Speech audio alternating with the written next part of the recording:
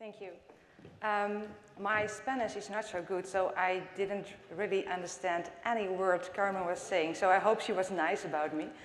Good afternoon. Welcome to the session about fundraising, and I want to start at first with an exercise. The people in the front, no exercise for you, but the people in the back, there's an exercise for you. I want you all to stand up, please. Thank you so much. Now grab your stuff and come to the front. It's a session about fundraising, about being close with your donors, so come close to me.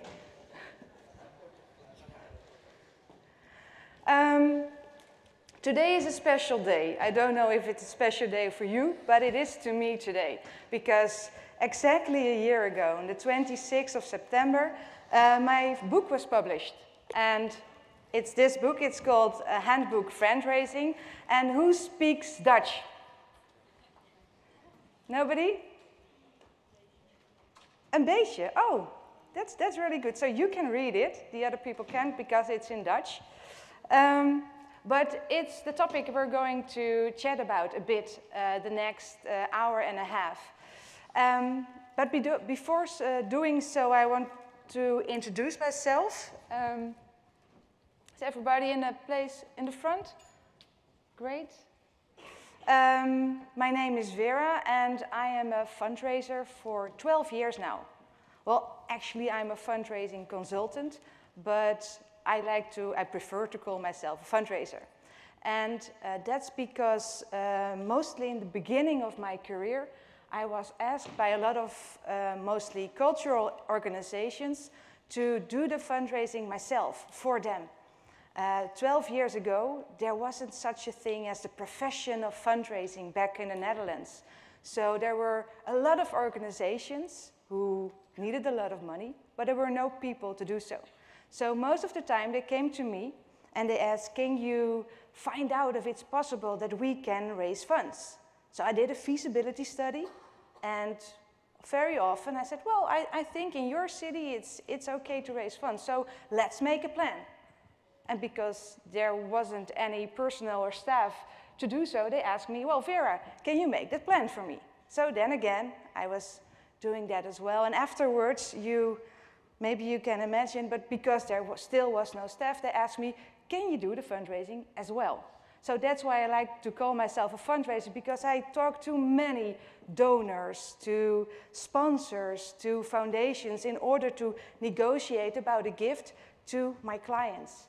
And from that experience to the hundreds of conversations I had with those donors, with those sponsors, I learned a lot. And the most important thing I learned has to do with the topic of today, with fundraising. And therefore, I like to share it with you. Because one of the things I learned as being the representative of the organization, I drank a lot of cortados in order to create a relationship, in order to make people feel good with giving to my clients. And I got connected to them. I created a relationship with them. And most of the time, my client gave me a target. So I had to raise, for example, €1 million. And then when I reached that target, I could go to another client. So at the moment I reached the target and I went to another client, the relationship didn't stop at that moment. For me, it did, but for the donor or the sponsor, it didn't. So most of the time, after a couple of weeks, people started to call me and they said, hey, Vera, where are you? We were celebrating these parties. It was so nice with you. Why don't you come back to our city and have a cortado again with us? Where are you? And I thought, that's not a good thing, because instead of me, the organization should have been taken over the relationship and have that cup of coffee or had to be at the party. So I thought, well, something is not going very good at that city, at that client. And on the other hand, most of the time, I don't know if you have any experience with sponsorships, but most of the time it's like 5 years for a contract with a sponsor. Well, you can imagine after 5 years, my clients start calling me and said, well, the money stopped coming to our bank account. Can you do the trick again? Can you raise the funds again for me? Because I want to have all those new sponsors again. And then I thought, that's something that doesn't go well as well, because where was the relationship in the past 5 years? So that was the beginning of me being ambitious to build a bridge between donors on the one hand and organizations on the other hand, in order to connect them more. And I like to call that friendraising. But I have to be honest with you. Friendraising is not a word that I invented. It's a word that I heard of 5 years ago on a conference, actually like a conference like today, but then in the States. And I want to take you on the journey I had with the word friendraising in the next 1.5 hours. And let me share the schedule, the program for this session before doing so. At first, I want to discuss with you what is friendraising exactly, what does it mean? And I don't know if it's the same in Spain, but in Holland, most of the people say, well, great, now I understand what friendraising is, but what's in it for me? So, of course, we're going to chat a bit about that as well. Hopefully, we can go into group discussions, because this is a workshop. So I want you to work and think about what fundraising can mean for your organization. And afterwards, the final topic of this session will be, what if we go back to our office tomorrow morning? How can you bring fundraisers into your daily work? How can you make it successful for your organization? So these are the topics for today. Fundraising, as I told you, the first time I heard it, I'm sorry for the technique that I have to walk to the computer every time. The first time I heard it, it triggered me. It's like fundraising. Is it about friendships? Is it about fundraising? What is it like? So actually I'm wondering, what do you think fundraising means? Who wants to give it a shot? In English, hopefully. No one? It's to do a relationship with the companies. Okay, a relationship with the companies, with the NGOs, the charities? Not only for the money. Not only for the money.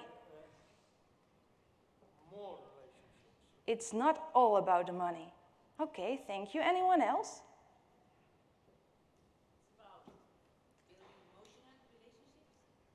Building, I'm sorry? Emotional relationships? Building emotional relationships, yeah. With the donors? Okay, thank you. Anyone else? Ah, I see some hands. I thought it was about raising funds from your friends, but now I'm changing in the impression.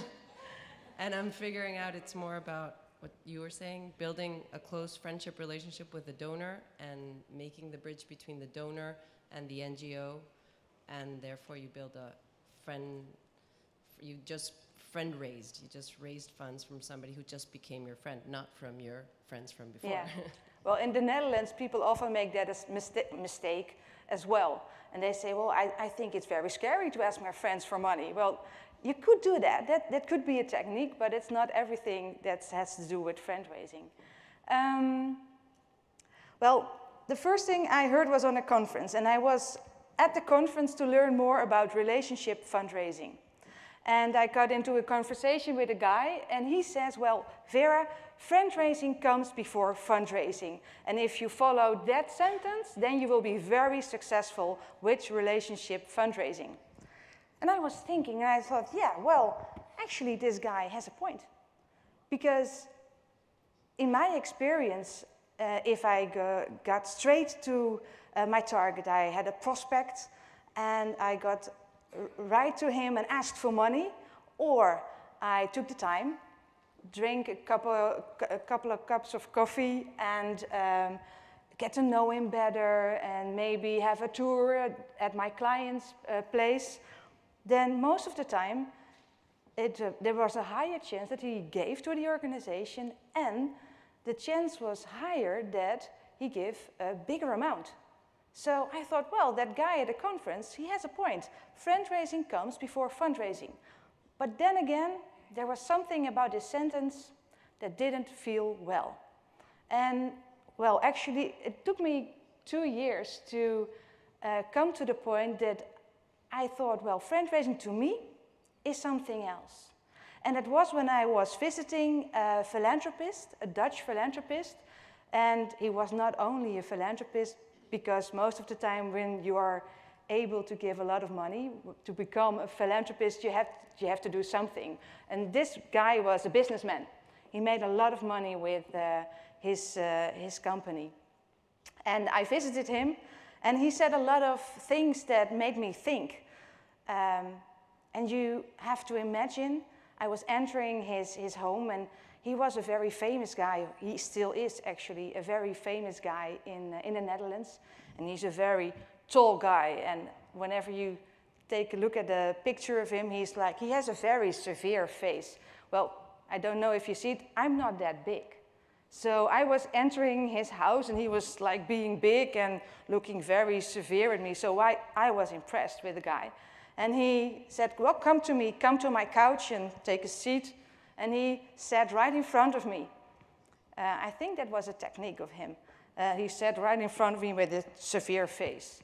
And although he was very severe with me, he said a couple of things that made me think. And one of the things was, I hate being called a prospect. And then I thought, uh-oh, I guess I'm talking about prospects as well, because isn't that what we do as a fundraiser? We use a lot of words that like prospects or database or all these kinds of words that doesn't have to do with persons. And then he said, I hate being called a prospect. And he was right. But he got on and said, I hate being called a prospect because I have so much more to give to your organization than my money only. But if you ask for my money, then it's money you get. But I can be a very good board member. I have specific expertise. I want to share it with you. I have a huge network. I can get you introduced to that network. I can give you so much more than money. But if it's money that you ask for me, it's money you get. And when I drove back home, I thought, this is exactly why I didn't thought friendraising before fundraising is the right sentence. Because it implies that friendraising is a technique, and if you do it well, you go on to fundraising, so the technique you started stops, and then you start with the other technique, fundraising. But that's not right, because this guy says, if you get to know me better, and if you get to know what I can give you more next to my money, then I will be happy to give it to you. But in order to do that, I have to visit him a couple of times. I get to know him better. This takes time. So it's not friendraising and then it stops and then you go on with fundraising. It's friendraising all the way. And that's why I forced myself to make my own definition of friendraising. And let me share that with you.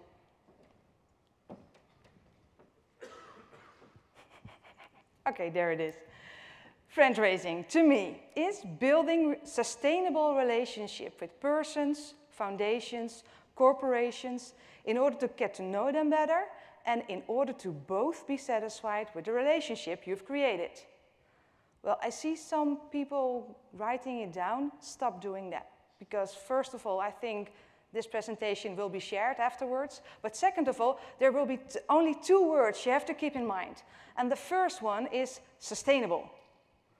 Focusing on sustainable relationships means you have to focus not only on the first gift, but on the 5th gift or on the 10th gift of a person. What does that do with your fundraising strategy? So sustainable is a word you have to keep in mind. And the second word you have to keep in mind is to both be satisfied. That you will be satisfied with a relationship with a donor or a sponsor. I think that's obvious. You will receive the money. You will be happy with it. You will be satisfied. But have you ever thought of how can I keep the donor, the sponsor, satisfied? What do I have to do? How do I have to treat him in order to be satisfied? So again, what does this do with your strategy if you think of how can I create a relationship which I am satisfied with, but the donor as well? That to me is friendraising. I'm so sorry. So it's friendraising all the way, if it's up to me. And before we go further with it, I would like to discuss what's in it for you as a fundraiser. If you start doing fundraising tomorrow, what's in it for you? But first of all, we have to think about the word friendship. Because I was hearing before that maybe I have to ask my friends. Do I have to ask them for money, or do I have to create a friendship? And that's something I want to discuss with you. What kind of friendship do we mean with friendraising? Is anyone who wants to give a shot and say something about it? It's about trust. Thank you. It's about communication. A two-way system, yeah.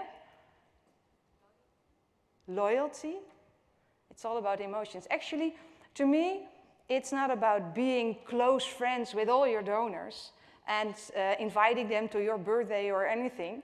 But I think, to me, it's like all the values you enjoy in your friendships, you can apply them to your business relations. So, for example, sending a card when someone is having his birthday. Or just calling and say, thanks for giving me your gift. No other question of, and can you give again? But just saying, express your thanks. That to me is like friendraising. So I want to make it clear with you that it's not, your next birthday won't be packed with all those donors and new friends after you have done the friendraising. Is that all clear with you, or do you think differently about this? Yeah? Okay, great.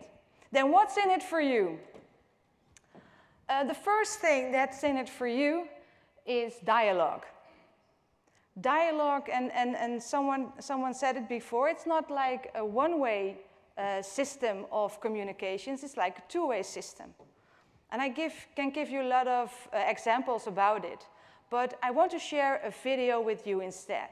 And to me, that says everything about the dialogue you can get with doing friendraising. So let me share it with you.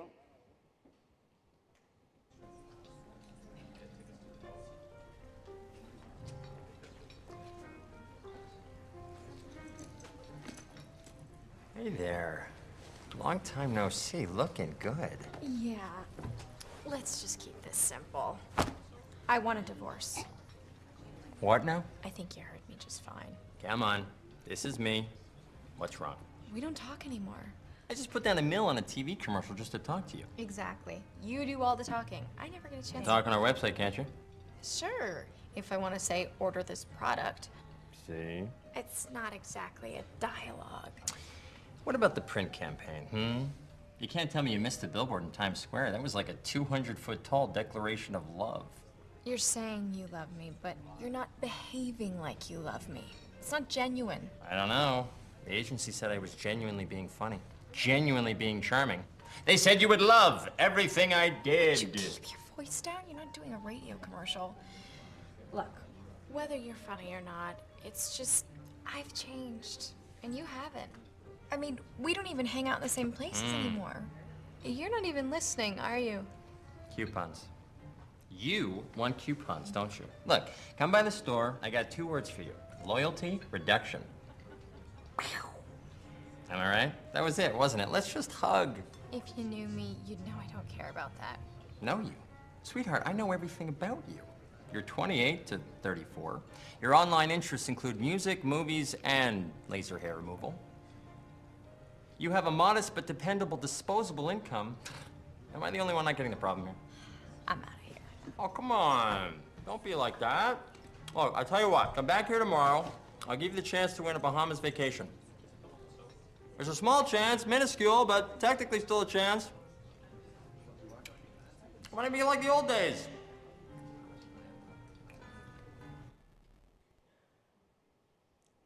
Okay, well, I think they made the point I wanted to make. I will not say it's easy to be in a dialogue with all your donors. Some organizations just have 50 donors. Some organizations have like 10,000. Some have like 100,000. So in order to have a dialogue with 100,000 people, I know this is very difficult. But still, I hope you will think of your strategy. How can I make the relationship I have with those people more personal? And there is an example I could share with you. It's the Dutch Bible Society, and they had a relationship manager.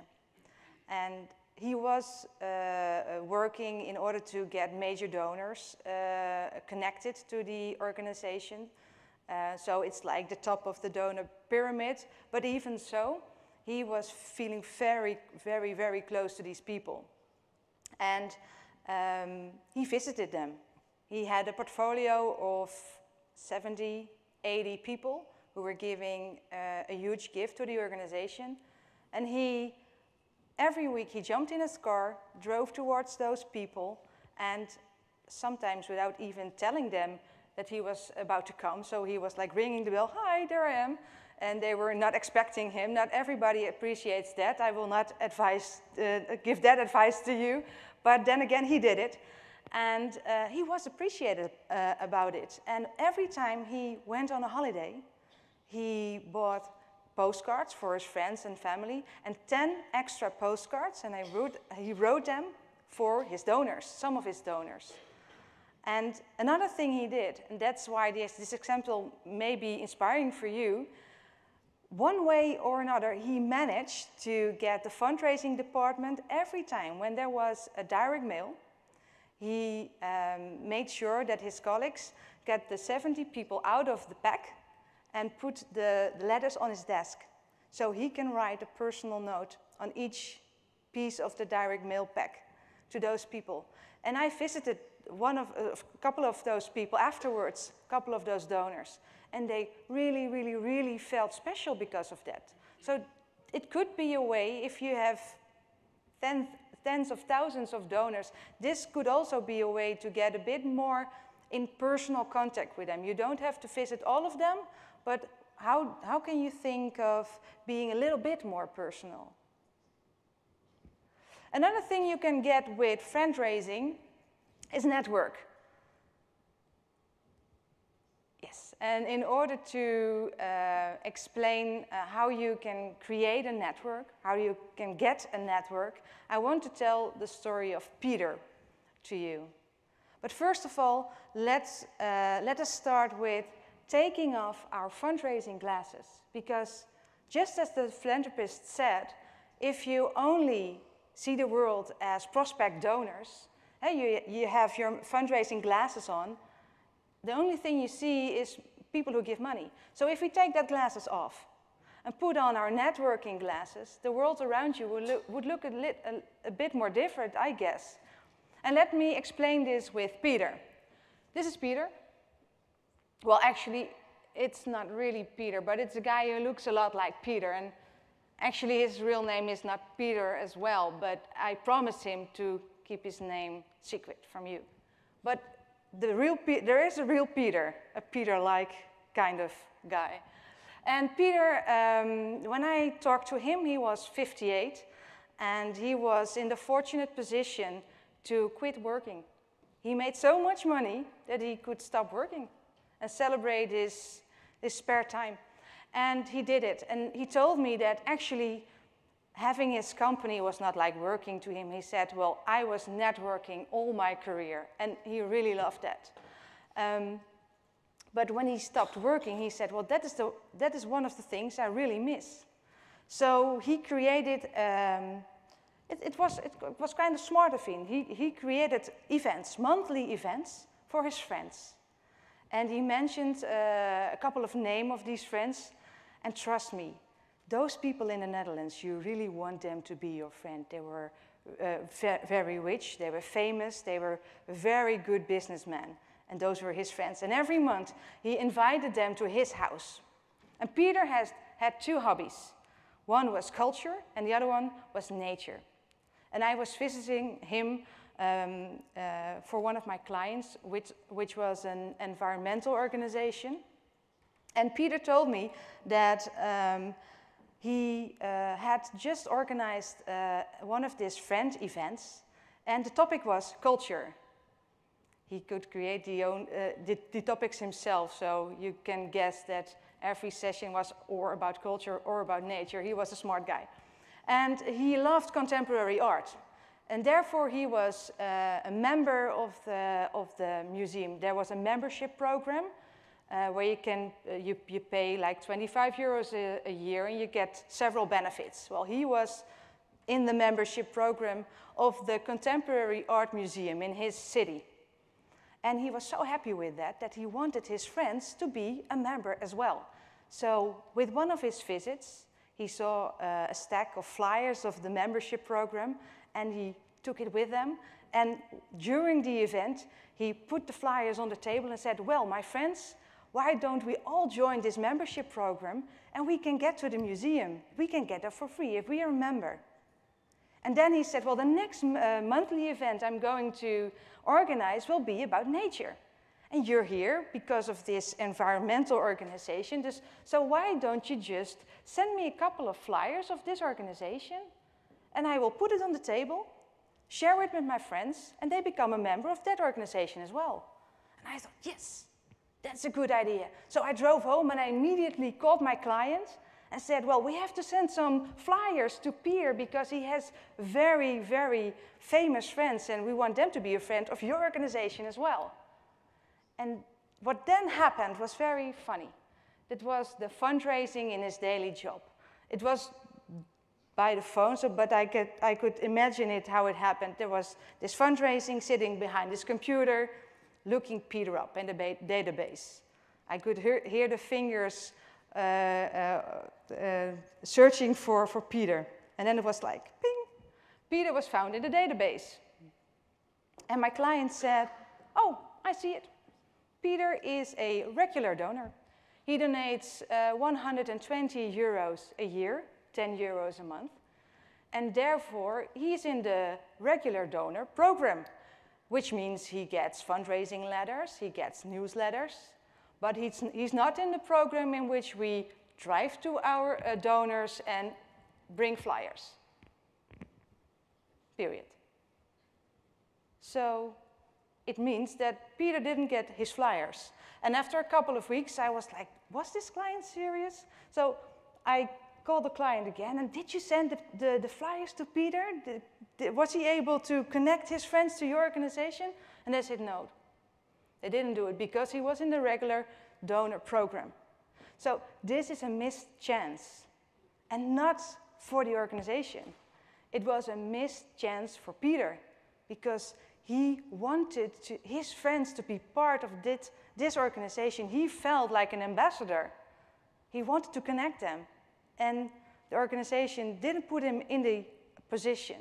So, dear fellow fundraisers, if you want to bring fundraising into practice, just take off your fundraising glasses and exchange them for your networking glasses. And you will identify Peter in your own database. And I advise you to be open to the Peters in your database. There is a question, and somebody is speaking.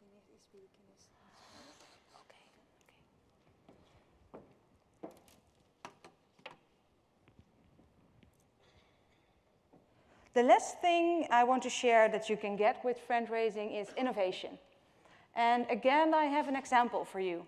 It's a development organization which is called ZOA.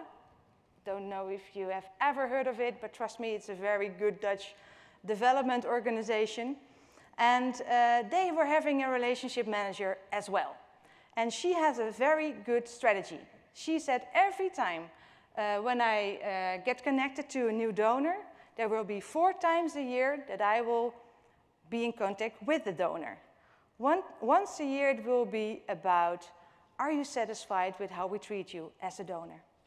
Once a year, the donor will be invited to an event or another activity. Once a year, the donor gets a personalized letter. And once a year, she just calls the donor to have some chit-chat.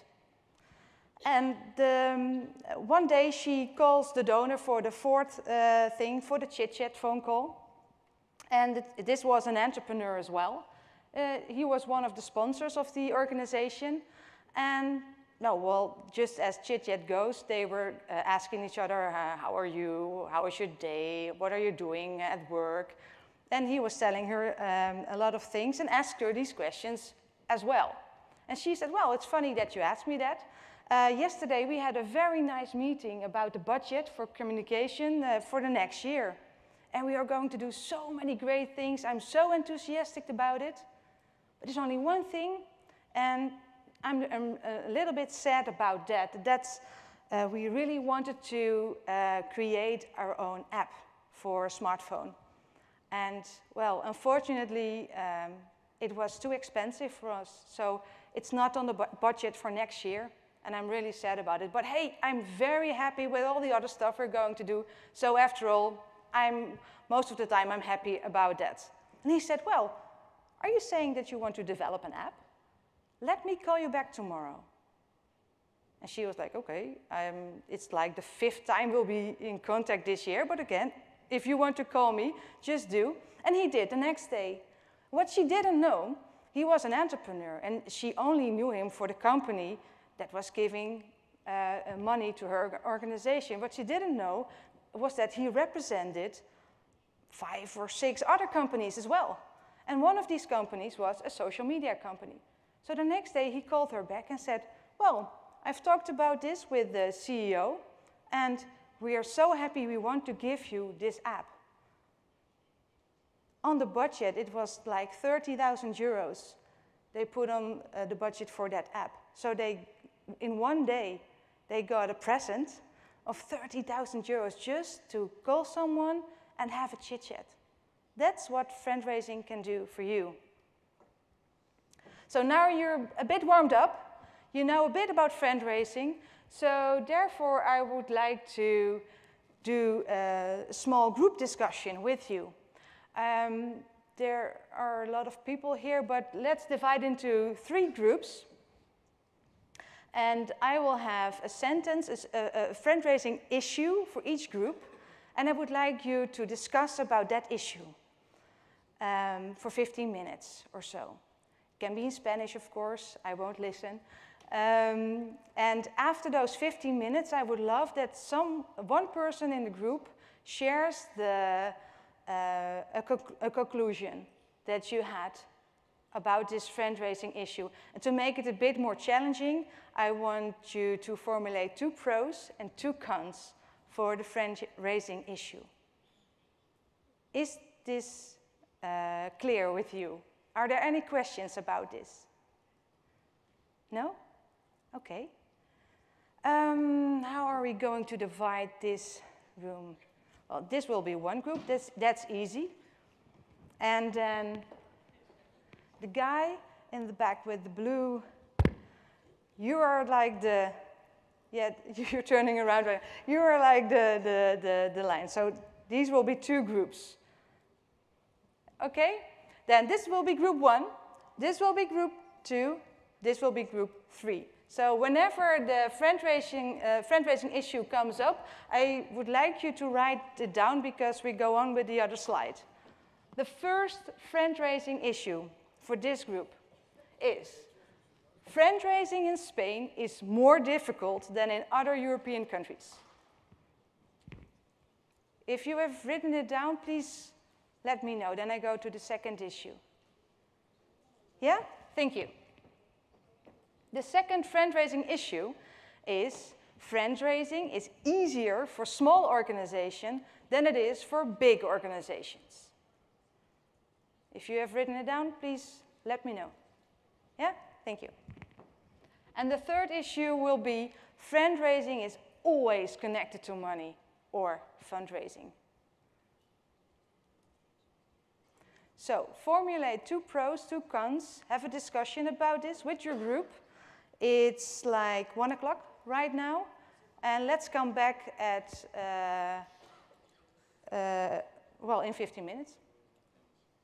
10 minutes, I hear. Okay, go ahead.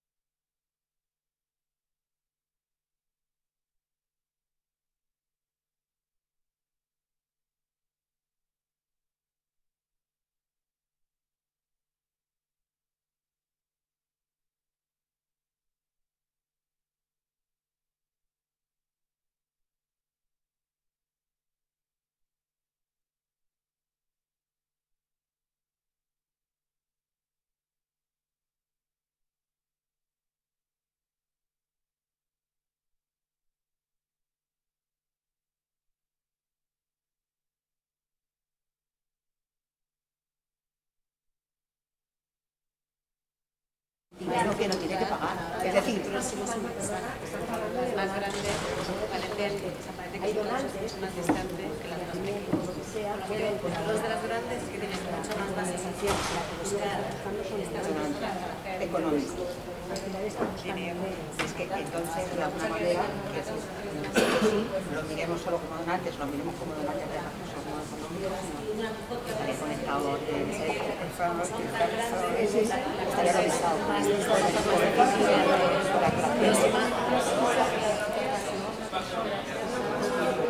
de cómo le puede aportar, a poder ayudar, a poder aportar más. Esa relación no sea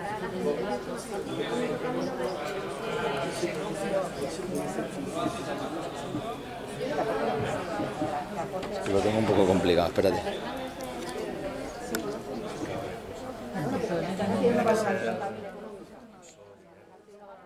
Para mí igual no todo el mundo busca igual el dinero. Igual como unos buscan las relaciones que te lleven a tener unos recursos. No a todo el mundo me acerco porque necesito catar fondos, claro, si no, no vivimos, no sobrevivimos en una actividad. Pero igual me acerco a ti porque tú me vas a establecer una serie de recursos que me van... Con lo cual, efectivamente, al final sí está relacionado, sí que hay una relación. O sea, la relación siempre existe, pero no es única. O sea, y además pueden ser como bidireccionales. Hay gente que primero te aporta el dinero y si la conoces bien, después te aporta otras cosas. Y hay gente que empieza con una relación que no tiene nada que ver con el dinero, por lo que sea, por simpatía, por familiaridad, por la entidad, y acaba al final haciéndose adelante. ¿No? O sea, hay como dos direcciones, una te puede llevar a la otra, ¿no? Sí, o sea, sí, pero bueno, que al final sí que es de alguna manera, sí que hay una relación.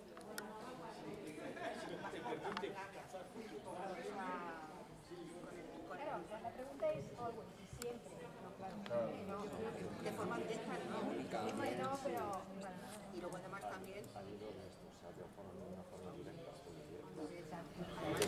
creo que además por eso una cosa un poco de amistad, un poco de amistad, que es cosa como los amigos, no solamente, yo creo que en cada caso es diferente, en algunos casos tú esa relación la estableces previo o posteriormente porque tienes una finalidad también de largo plazo. Algunos amigos les piden dinero y otros no.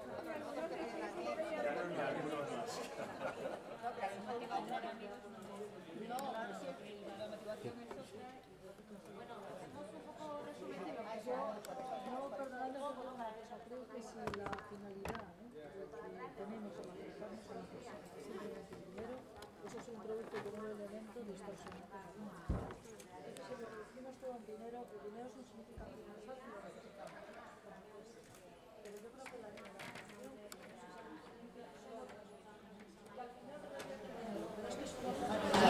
la persona a la que te acuerdas ya sabes por defecto que cuando alguien se acerca a ti, y lo único que le interesa a ti es el dinero o eso es lo que pasa. Por eso yo creo que esa relación de la que está hablando incluye otros elementos que hacen que la persona se sienta valorada no por lo que tiene, sino por lo que puede aportar económicamente. ¿El audio tenéis el mío? Además, el objetivo más que engloba más es identificar a personas y después de ahí te lleva a lo que puede ayudar. Fíjate también que son relaciones de amigos, los amigos siempre esperan algo de su amigo. O sea, no solamente la donación, la empatía que puede tener hacia la organización, sino que le podríamos dar nosotros como fundación o organización a esa persona. No solamente los logros por cubrir un mayor número de población en el aspecto que manejemos, sino que más le podemos esperaría yo cierta una relación como dice direccional. Pero yo creo que al final el objetivo es buscar recursos y a veces cuando son relaciones que se establecen desde un punto de vista demasiado abierto, yo creo que busco a ti como persona, tu relación, se puede perder con los años. O sea, un poco para hacer un contrapeso, ¿no? O sea, efectivamente se trata de dinero, se trata de recursos, pero se trata de esto. No solamente de que me caes bien, de que te puedes cambiar.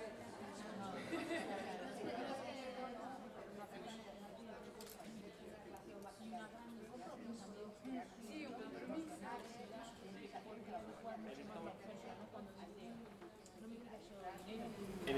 Estamos todos de acuerdo, pero la cuestión es que respecto de lo que vemos es que al final lo último que estamos buscando son recursos. Vale. hacerte amigos y conocer, pequeñas, la persona que eso es algo que le puedo sacar, o sea, tiempo, si es cariño, o sea, dinero, que es decir, una cierta cantidad, una gota más en ese presupuesto, en esas colaboraciones. Una pequeña puede tener mucho más impacto. Si la persona está buscando sentirse reconocida, que su trabajo esté destacado, es mucho más fácil para una pequeña darse ese reconocimiento.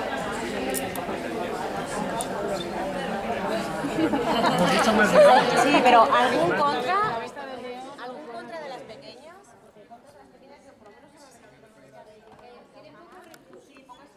El perfil del donante. Así está. Me pareció súper interesante. Tiene que ver con algo cultural. Yo siempre me gusta poner a punto de los grandes filántropos se aparecen ahí, donado por la familia no sé qué, o financiero por tal, y aquí. Y fíjate lo de, por ejemplo, lo de Inditex con Amancio Ortega, cuando lo dijo, que se le echaron encima, cuando en otros países no sería. La tasa social de socios es menor que en una grande, cuya fuente principal de financiación son cuotas masivas de socios. Entonces, en ese sentido, a lo mejor sí que en una pequeña, se puede, aunque sean menos, se puede tender a descuidar esos socios que a veces se puede ver como hasta algo residual, que bueno, son gente del entorno que hacen unos ingresos.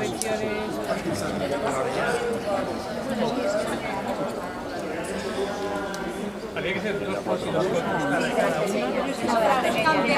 La pregunta cuál es. La frase era, es más fácil para las pequeñas, es más fácil para las pequeñas organizaciones o para las grandes. O sea, que los pros y los contras son para las pequeñas. Sí, pero bueno, me he buscado una para estar aquí arriba. Entonces, bueno, sí sé qué más ha ido. De contras de las pequeñas sería pues el tema de poca estructura. Hay que levantarle, ¿no? ¿Por cuál es? ¿Por la 1 o por la 2? Está con falta. Interno. Pero es el interno, es entrada, ¿no?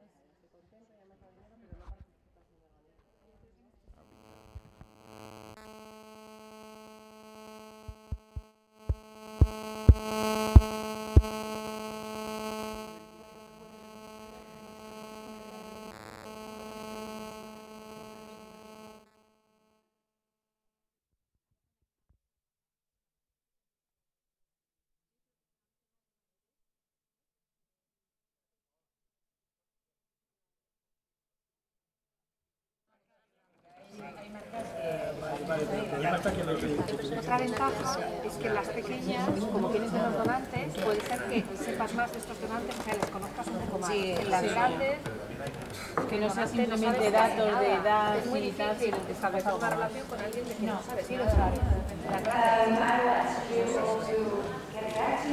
Puedes capaz de...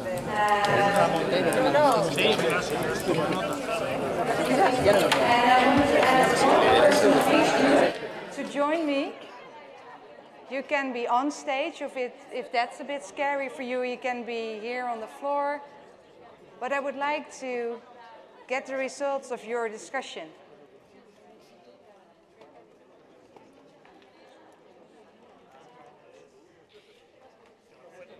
Group 1. Group number 1.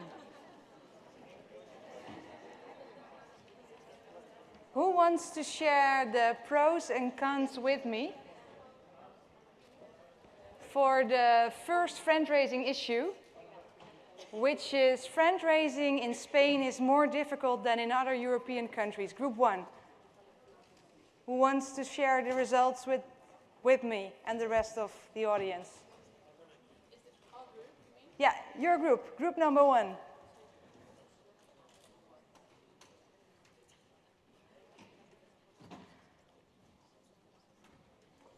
You can come over to me and I will share my mic with you. So that's, or I saw a mic a couple of minutes ago. Is the mic still here? No, it's not? Okay, then you can come with me and I share my mic with you. Don't know if they're happy with this, but.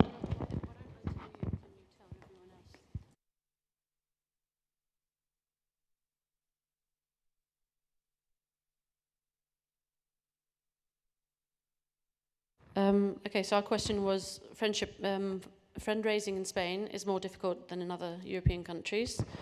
So the negative points is that there isn't such a philanthropy culture in Spain as there is in other countries. We don't know what it means to be an ambassador of a cause. When we do help a charity, we don't really tell our friends, we don't tell the general public, the general society, whereas in other countries they do. They say, I'm helping, Amnesty International, I'm helping. There's less of a public awareness of who helps who. So again, going back to not being an ambassador of your cause. There's less of a culture of a give-give situation. So we will go to a company or to a private donor and say, can you help me out? But we don't realize that we have to give back as much as we receive. And the positive points is that we do live in a culture, the Spanish culture is very susceptible to dialogue. So once we do get into the culture of friendraising, we will be better than any other country because we're good at having coffees. Okay. Okay, I think so there is great potential in Spain. We're a society who shares a lot, who talks a lot. So once we do get into this culture of fundraising, we will be very good. Okay. Well, thank you. That's hopeful, actually. And I hope in a couple of years, Spain will be the best fundraisers ever in Europe. The second group, who wants to share the pros and cons? We have been talking about big NGOs and small NGOs, and if it's easier for one to the other. We have found pros and cons for both of them. And for smallers, we have thought that in one side you have the problem that they don't have so many structure. So maybe it's gonna be a little bit difficult for them to be able to arrive to all the donors and to talk to them. But in the other way, they have less donor. So it could be easier for them to have this relationship with them. So for us, it's more or less in both parts. Another contra for small ones could be that they don't have so many budgets for communication, and so people doesn't know so much this NGO, so it's more difficult, maybe, in this side. And after we have a pro for small ones is that it's easier for them to arrive, the message of the NGO to arrive to people, can be more personalized, and that they can be more transparent too. It's easier for them.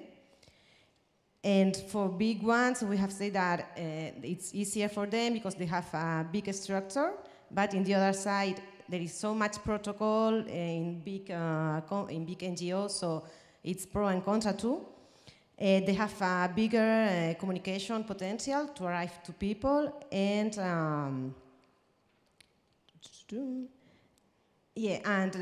another thing was we have been talking that for small NGOs, sometimes they only need money. They don't only need money, but for them it's more important to have funds for their projects. Yeah. But big NGOs, they need more things than only funds because they have so big a structure. So I think that the conclusion could be that for both it's more or less the same, because almost all the things we've been talking about, it's a pro and a contra. So we are in the for both it's the same thing. It depends on this NGO in concrete and what they want to do with their donor. Okay, thank you. Who represents a small NGO? Who represents a big NGO? Okay, okay. So I would love to get in a discussion with you if you agree with them, but unfortunately we don't have the time right now. So let's go on with the third group, with the fundraising issue. Fundraising is always connected to money and/or fundraising. Group number 3.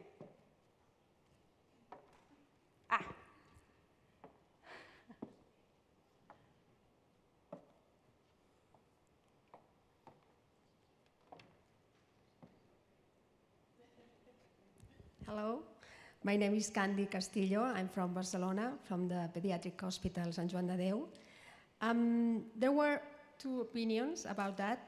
At the end, it's always money, but it's not the final objective of our work. So during the way, you can find people who can connect you, good relationships, professional, human, volunteer. So a lot of people who can help your organization and you as a fundraiser, that they can help you to find not money directly, but you are on the way to do that. So it's not always connected with that. Okay, well, thank you so much. I was thinking actually that in times of crisis, it could be difficult to raise funds. So if you are open to receiving more than only money and network and someone's spare time as a volunteer, for example, then maybe your chances are a bit higher that you can get people supporting your organization. But maybe that's just one of my dreams. Well, not tomorrow, because tomorrow you will be attending the conference. But next Monday, you will be back at the office and you will be back doing your work. So how can you implement fundraising into your daily work? That's what we are going to discuss right now. First of all, I advise you to involve your CEO. That's because fundraising, well, it takes some energy. It takes a lot of time to get into a good relationship with your donors. So whenever you're starting with fundraising, chances are high that you will spend more time than usual on that. And, well, I think it's good that your CEO knows about this at first, but secondly, he or she has to know the importance of why are you spending this time on your donors. So I don't know if it's easy for you to get in contact with your CEO or that it's a bit difficult, but I suggest that you get the conversation started in one way or another. And if you're not, if you don't know what to say to your CEO, you could share one of my blogs. I wrote a blog about fundraising and the 6 things you can get with fundraising, which is most of the time good to know for a CEO. What can you get with the new thing you started? And it's on the crowd blog One-on-One Fundraising. Who is familiar with this crowd blog? You should really look it up. It's great. It's like international fundraisers from all over the world, and they share their experience with you. So this is a very good place to learn a bit more about fundraising and fundraising. The second thing you can do Monday is express your gratitude towards existing donors. Just pick up the phone. Now, first of all, get into your database and just randomly get 3 donors and call them. And just say thank you. Thank you, and not as a fundraising, maybe you get the feeling that you have to ask for money as well. Don't do that. Just say thank you. And after that, why did you give to our organization? Learn from this information. And maybe you can not put it into practice right away, but for the donor, it's a very good way to feel appreciated by you, by your organization. And imagine, if you do this, calling 3 donors a week, and let's say we all work for 50 weeks a year, 40 weeks a year, okay, with some holidays, 40 times 3. That's a lot of donors you can reach with just one phone call. And then we're only talking about you. I guess you have some colleagues. If your colleagues do the same, think of all the gratitude you can express with your complete fundraising team or your complete organization. And how many fundraising you can do with just picking up the phone 3 times a week. So that is something you can do next Monday. And the final thing I would give as an advice to you, see yourself as an ambassador of your organization. You are the fundraiser. It's not your organization who does the fundraising. It's all the people who represent the organization. So it's also you. And when you get up Monday morning and you look in the mirror, Don't just see yourself, hey, there's Vera, but see a Friendraiser in the mirror. And be aware of the fact that whenever you talk with someone else, it could be your own friends, or it could be a donor, or someone in the supermarket, it could be someone there as well. You represent your NGO whenever you are in contact with other people. So why not feel as an ambassador? And why not put on the networking glasses and look for all the chances which can get on your path? So this will be 3. Oh, I see a question. So what about if you are working for more than one organization? So then you have a very busy schedule, I guess. What happens? What do you have to do? Well, you don't have to be an ambassador all the time. But in specific occasions, you can choose whether to be an ambassador or not. It's up to you. And most of the times, there will be one of the organizations you represent which you feel more connected to, I guess. So I think then you will be more like an ambassador for that organization than the others. That's up to you. But to me, it's more like being aware that you can be an ambassador is the most important thing to realize. And then you have acting like an ambassador. But it's more like being aware of it. Any more questions? No? Okay, well, that was it for today. I hope you enjoyed this session, and if you have any questions, come back to me. I will be here this complete day.